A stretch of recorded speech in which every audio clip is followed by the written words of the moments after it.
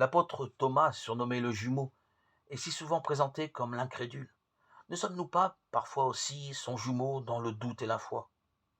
Après la mort de Jésus, les disciples apeurés sont enfermés dans le cénacle et voici que le crucifié ressuscité les rejoint. Il leur apporte sa paix, il leur donne l'Esprit Saint, il offre à tous le pardon des péchés. 8 jours après, la communauté de l'Église que constituent les apôtres donnent à Thomas, qui est présent, son témoignage en lui disant « Nous avons vu le Seigneur ». Thomas se méfie. Il a besoin de preuves avant de donner son adhésion. Si je ne vois pas dans ses mains la marque des clous, si je ne mets pas la main dans son côté, non, je n'y croirai pas. Et voici que Jésus lui-même est au milieu d'eux.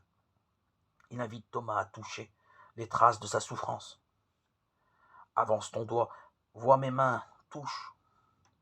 Thomas se découvre, alors reconnu par Jésus et aimé tel qu'il est. Celui qui lui pardonne et lui redonne la paix est digne de confiance. La peur fait place à la confiance. Thomas pousse alors ce cri d'amour, « Mon Seigneur et mon Dieu ». Cette miséricorde qui lui est faite, il accepte de l'accueillir. Et c'est cela qui le fait passer du doute à la foi, de la mort à la vie. Il voit et croit avec les yeux du cœur, il devient croyant. Cette parole de Jésus à Thomas d'aller toucher ses plaies, n'est-ce pas à nous, ces jumeaux, qu'elle est dite? À nous de l'entendre et de la mettre en pratique.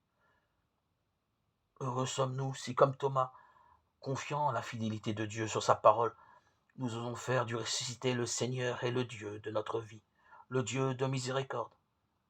Mon Seigneur et mon Dieu, qui a les mains ouvertes étendues vers toutes les plaies des hommes, et qui nous envoie témoigner de notre confiance en lui, en allant, à notre tour, nous aussi toucher les plaies des hommes, rendre vivants, par l'amour de ce qui le manque, de ce que le manque d'amour fait mourir.